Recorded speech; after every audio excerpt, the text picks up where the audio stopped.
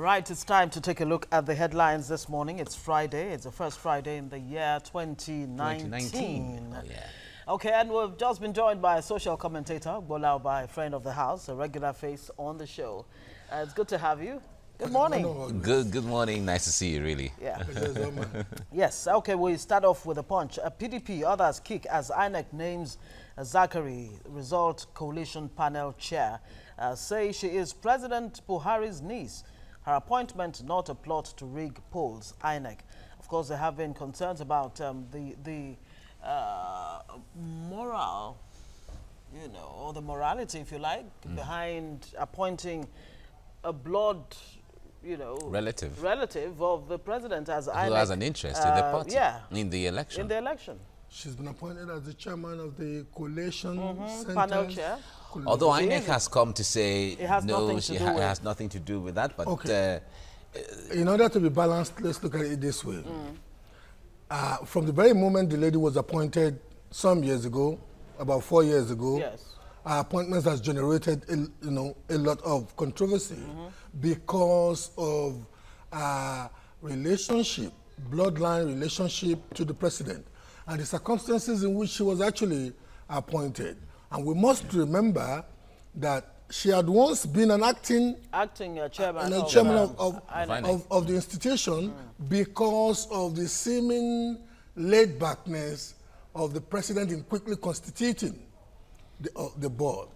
Having said that, the opposition parties have consistently over the years used a relationship with the president as a reason why she cannot be a legitimate officer of an institution that's supposed to be an umpire in the electoral system. But are the affairs founded? But I am now wanting to ask fellow Nigerians or people that because I'm related to you, but I'm a professional, I have all the wherewithal, of an office, I'm adequately equipped. You went to school, I went to school. More so when we should be encouraging women who are so equipped to hold strategic offices, in the order of the state. Well, you've brought different dimensions to this then, but then again, what about the issue? Order of the state. Well, you've brought different dimensions to this then, but then again, what about the issue of nepotism?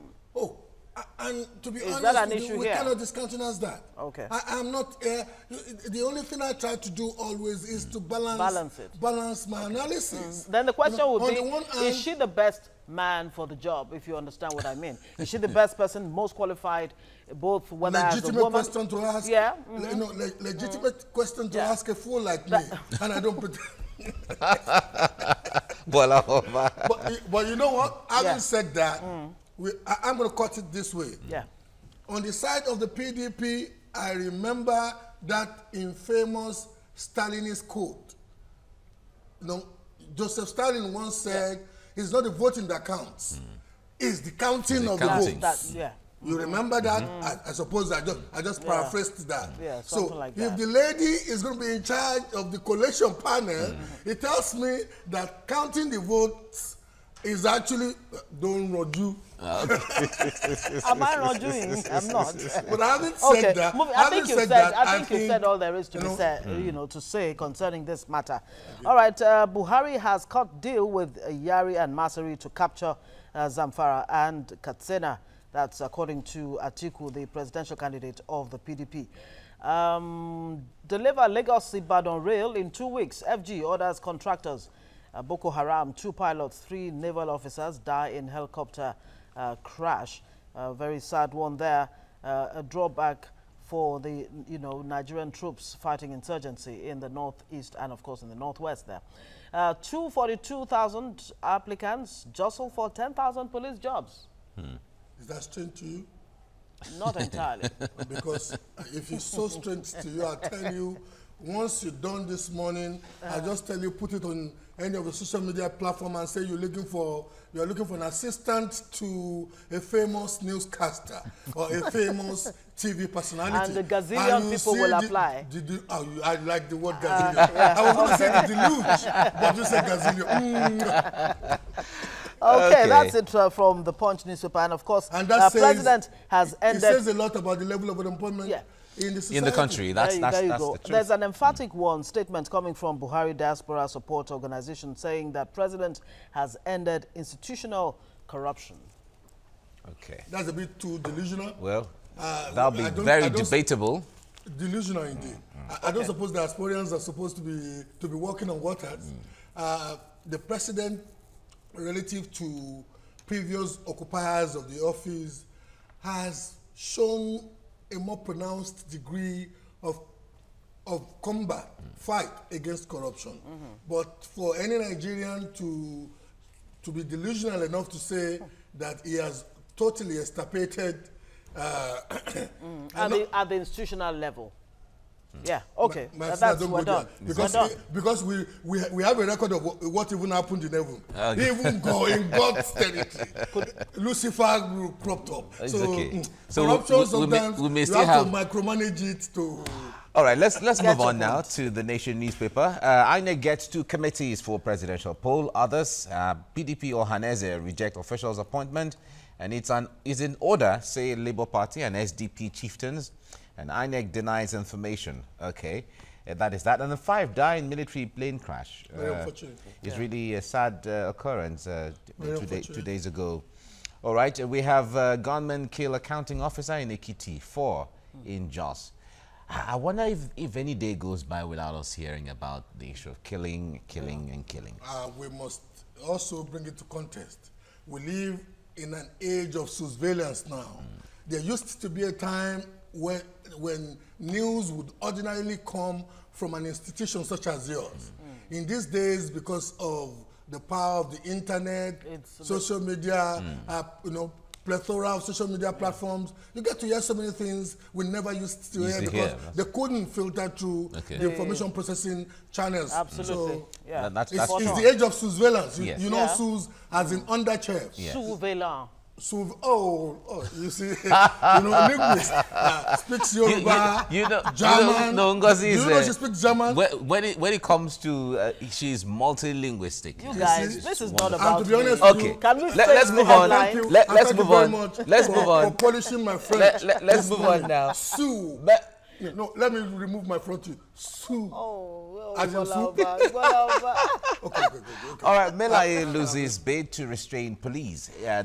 Today is day 8 of the siege on the home of Senator Dino Melaye. And as at yesterday, there was a move to get the courts to compel the police to leave his home. But he lost that bid yesterday. The melodrama. Look at me. Look at the way you're looking at me. Sometimes when I'm beside you, you treat me like that headmistress. Here you go again, Gbola. The point is, when you speak, it is my job to look at you because I'm paying attention to what you're saying. Okay. That's the whole essence. Because the way you looked at me, I was thinking, here you go again. You're going to get your common pants again. Headmistress is going to be... Dino Melaye. Okay. Yes. Anyway, the histrionics is getting out of hand now. On whose part now? On Dino Melaye's part or the police? The police. It's typical Dino's territory for the police to now be condescending to playing the melodrama. Not that this is the first time they'll be playing it together. You want to remember that on one occasion, about 8 policemen were supposed to have ensconced Dino in a bus, and yet Dino was so fluid, was so Teflon enough that he jumped out of a moving IS bus, and the policemen were supposed to be protecting him. But this is pushing it too far. All right. We're going to move very fast on this one. I'm ready to vacate office for security. The governor of Zamfara State is saying that. And OPC endorses Sanwo-Olu, that's in Lagos. Buhari pleads with the unions to give him time to handle security infrastructure. And government earns 808 billion naira from VAT. That's the Nation newspaper this morning. Okay, and to the Daily Sun, Ojuku's widow explodes. Igbo indestructible, she declares. All right, well, the question is anyone trying to destroy Ndibo within the Nigerian There's a perception, let me be a bit more serious at this juncture. Yes. There's a perception out there that the president needs to combat, be he fortunate enough to win re-election or not. There's a perception that the president may have innocently given credence to. It does seem that the president is not quite engaging well enough with southeastern Nigeria. Even, look at strategic appointments. How could any president of the Federal Republic of Nigeria could have constituted the board of NNPC, and one or two of southeastern states happen to fall into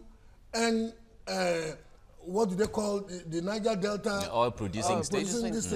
And yet no single Igbo person is there. Well, they'll tell you Kachiku, the Minister of State for Petroleum, let's shut that. Extraction. That's all they. But he's from the south. He's from Delta. Yeah. Delta. But I haven't said that. Having said that, this president, sometimes we also owe our leaders the duty of giving them good counsel. We are all Nigerians. We must have a sense of belonging. I think that's where we should live it. We're all Nigerians, and what Nigerians should desire is let's just have the best man for the job. I'll be watchman during elections, says former President Olusegun Obasanjo. Atiku insists on card readers. Of course, there's been a lot of debate about this. The issue of incident forms, has come in. Coalition Center, There's PDP. not going to be incident form anymore, INEC says. Yes. According to INEC. INEC has been very emphatic. The electoral amendment, yes. the elections, this thing didn't pass. That's it from the Daily Sun. Of course, all the other stories are re-echoed in the other papers. Okay, Vanguard newspaper is our next one. Insecurity, I'm ready to quit as Zamfara governor. Yari is saying that. Briefs Buhari, laments shortage of policemen in Zamfara. 5 die as Nigeria Air Force combat helicopter crashes in Borno. And let's confront Boko Haram more vigorously. There's a situation developing in the northwest. And that situation is telling me that we are all essentially living as that proverbial frog cast in a water atop a fire. And when it was warming, it was until it got okay. Yeah. All right, you know what? Let's quickly join our correspondent. It's how many days into the new year already? 4 days. 4 days, and people are back to work, and you expect that a lot of people are back to business. But let's find out from Sarah Ayeku, who's joining us from Oyingbo Market, my favorite market in Lagos. Good morning, Sarah. What can you tell us about the cost of foodstuff after the Yuletide, and of course other things that we need to know? We need to know, absolutely. Good morning to you, Ngozi. Good morning, Mike. I want to say that Lagos is very unique with all the iconic markets that we have, like Jankara Market, Yaba Market. Oyingbo Market is also one major market that is bustling with activities. As you know that apart from Mount of Market, which we know that sells a lot of foodstuffs, Oyingbo Market also sells a lot, ranging from fish, vegetable, majorly, any kind of fish, crayfish, panla, all that sort of fish. And you also have vegetable, rice, and of course, foodstuff, pepper also. But also, I want us to speak with one of the persons buying fish here. She's complaining that the cost of fish is so high, even after the Christmas season. Thank you so much, ma. Please, what's your name, ma? My name is Blessing, join a team. Okay, so now, looking at what you've seen this morning, how would you regard the price of what you're buying as compared to Christmas season? Thing is very, very expensive. Buhari should do something about this country because thing is expensive. You bring 100,000 to the market to buy and sell. Wait, by the end of the day, you didn't see what you are buying. You started complaining, what did I buy with this 100,000 naira? You cannot see it. And when you take it to your shop, you cannot even complete the money. Should do something about Nigeria. Nigeria is suffering. They are suffering. Should do something. Should do something.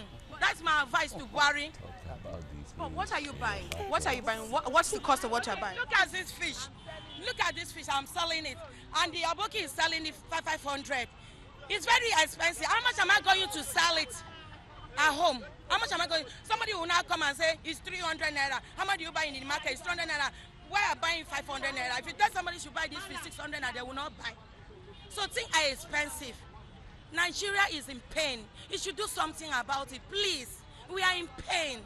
It's not easy to buy and selling and struggle every day from January to December. Things are very, very hard. Please, should do something about Nigeria. Now, just as you have this person complaining about the price of fish, earlier we spoke to someone selling rice. He is saying that the cost of rice, the bag of rice, has reduced as compared to the Christmas season. But we're still going to speak with him earlier. He's still trying to set up his market. As you know that Oyingbo market is peculiar for the morning market. And so all the buyers, they want to make that sales very early this morning. And I want to tell you that it's a beehive of activities. There is vehicular traffic. Just a bit, of course, for some buses that are offloading and loading their vehicles. It's very, very busy here at Oyingbo Market. And we're still going to have some other persons that she sells crayfish also speak to us. Come, let's go. She sells crayfish, and she told us that the price of crayfish, of course, as complaining about the economic hardship that is being experienced here in Lagos and in Nigeria as a whole. But we're going to speak to her, and she has been telling us that the price of commodity, as compared to what she was buying during the Christmas season, is still the same. But then it's still the same. But you know, a lot of persons are complaining about the fact that they cannot still make the kind of sales that they are supposed to make, even though the Christmas and the New Year season is over. Thank you so much for joining us. Mommy, how do you see the sales here in the market? Is it expensive as compared to the Christmas season? The New Year season is over. Are you still getting the price of goods at that expensive rate? Yes. After Christmas, this New Year, things are so expensive, especially crayfish, egusi. It's too expensive. Yes. But what do you think compared to the Christmas season? Are you having now, how much do you buy crayfish? How much do you buy crayfish during Christmas? And as compared to now, what's the price like? Okay, like during Christmas, we bought crayfish around 25,000, 24,000 for one measurement. But now it's 26,000, 27,000 now.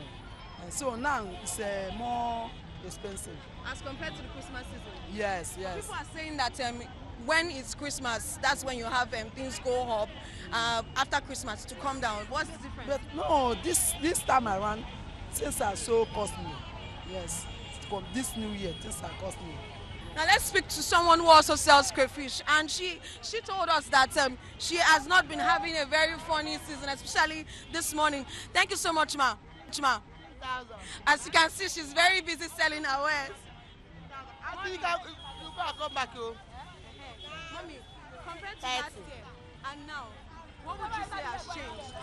This year, the market has increased to 25 to 27,000 naira. During Christmas, we buy it 25,000, but now they're paying 27,000. But what's the cost, ma?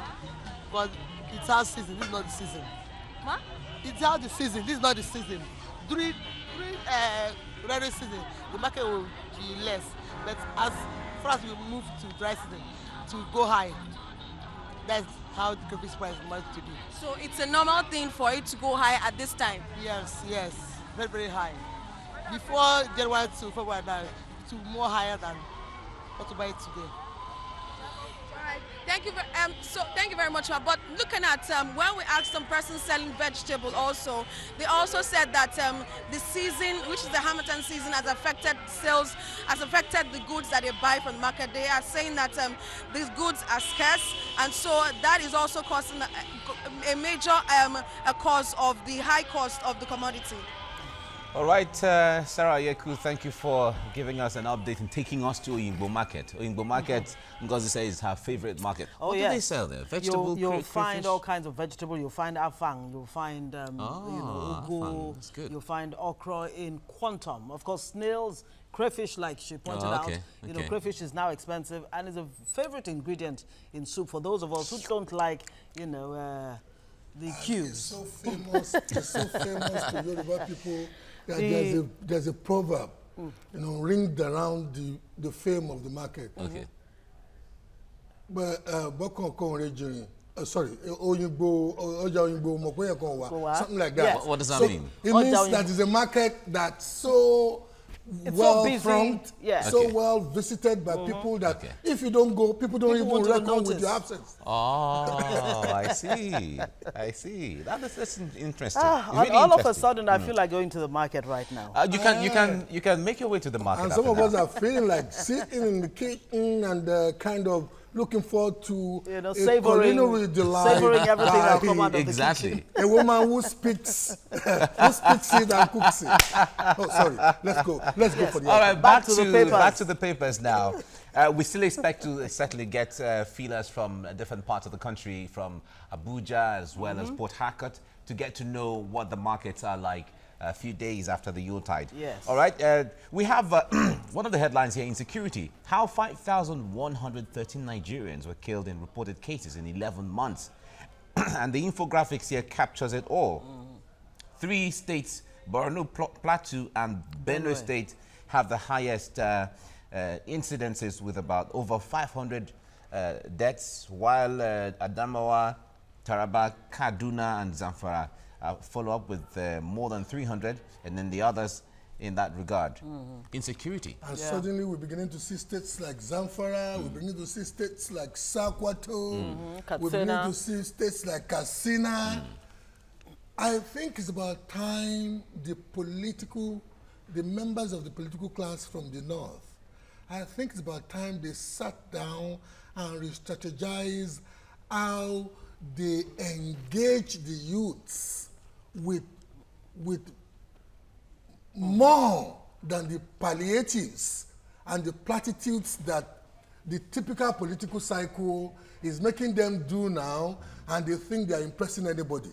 About time now we strategically look at how our youths across Nigeria, but more importantly in the north, how our youths are engaged in skills acquisition and enterprise empowerment. Yeah, but can you leave it to government alone? You have a cleric, Matthew Hassan Kuka, who has taken plans to take in about 10 million children to actually train them in the Almajiri, style. But he's been criticized for that by To be very honest with some. you, it will naturally be criticized because some will see it as a surreptitious way of evangelizing those souls.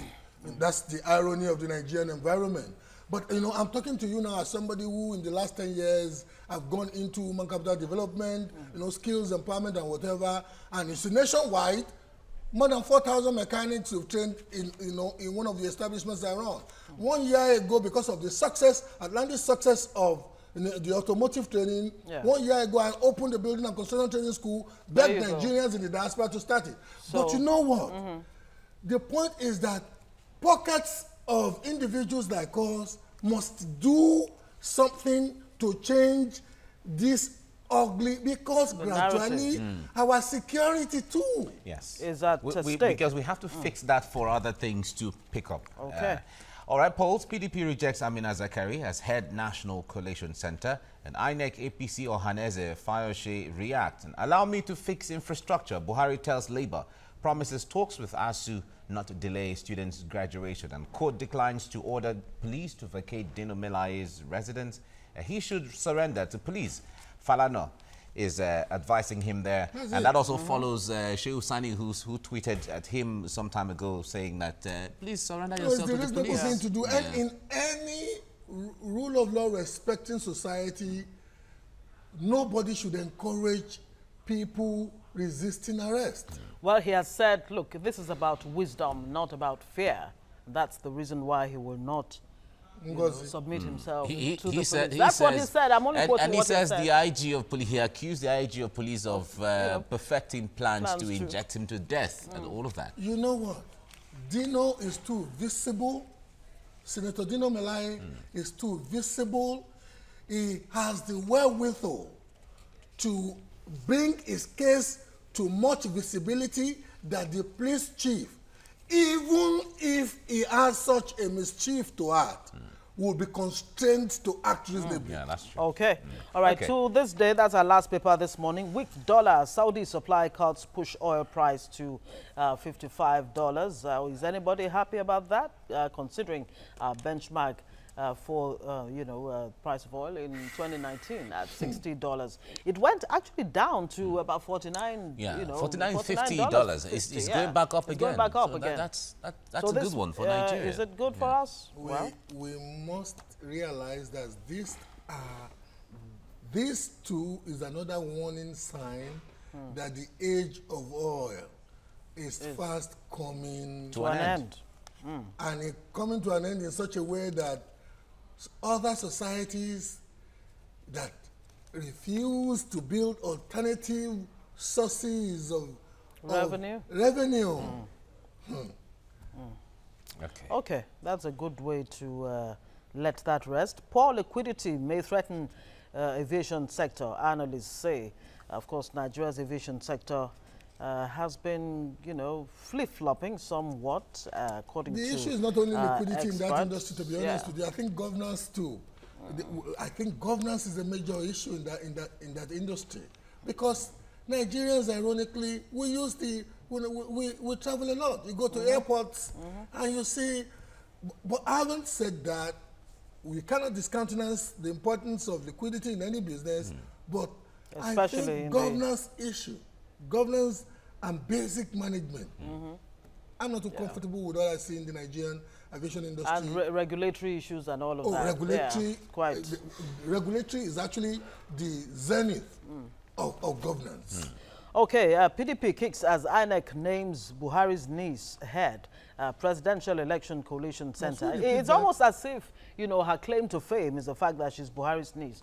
How about, just like you said, is she qualified? Does she have the wherewithal in terms of training and all of that? She has rose through the ranks. Somebody is speaking for the women now. Oh my. Okay, if that is what it seems like, I apologize because it's not my job to speak for anyone. I just put it out. The women. I never said you're speaking for Lady Bakare. You're just speaking that women too. And come to think of it, two men, and they spiced it up with a beautiful. You always there are times they sandwich me here, women all over the place, and I'm the only man in. I almost wanted to say. And you haven't been complaining. No, I won't complain. Instinctively, it's beautiful. I almost wanted to say. It's beautiful. I almost wanted to say good luck to you. Oh, but that's you know what?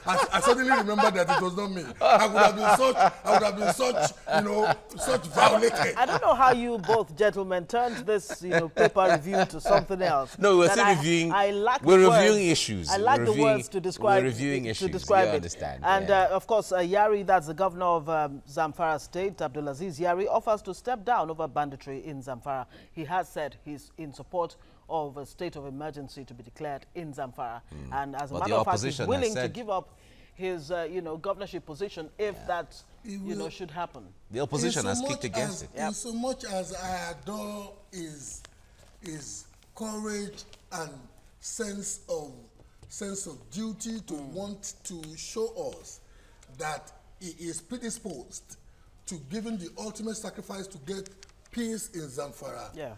I think it may be very dangerous constitutionally. Okay. Because when we allow the federal government, historically, the idea of declaration of a state of emergency has not been very nice from the Western region. I am one who believes that when you allow the federal government to usurp the powers of an elected officer of state, it is very dangerous. Yes. But what he's saying, in effect, is that he's not in a position, he does not have the capacity to ensure the security of the But above all, as the chief security officer of the state, on paper, people, whether paper or however, he is a leader in a state, and he has some information within the state the citizens and indigenes don't have. And he's expected to galvanize inspiration amongst the people on how to move. Instead of, because from this window it looks like it looks like giving up, and it shows some level of weakness. Literally, giving up. But I can understand this frustration. I don't want to be too hard on the gentleman. I want to be a bit more balanced. Yeah. It takes a lot of courage in today's Nigeria for a man to say he's ready to sacrifice a juicy position. Okay. That's it. But having said, but constitutionally, his tenure comes to an end in May anyway. It also defines his level of lack of creativity in engaging the That's problem. what we're saying. I know what you say. Exactly. Don't put words in my mouth. Okay. But All right. And also, I don't Gbola. want a bad constitutional precedent. Given the historical use, the infamous historical use of state of emergency, I don't want us to be countenancing. Okay. Thank you very much. Well, Alba, you have made this morning a wonderful morning. Time to go. Thank you. We're running off Always this a way pleasure. now. Thank you so very much. much. Always Thank Have you. a great Thank you. weekend. Yes.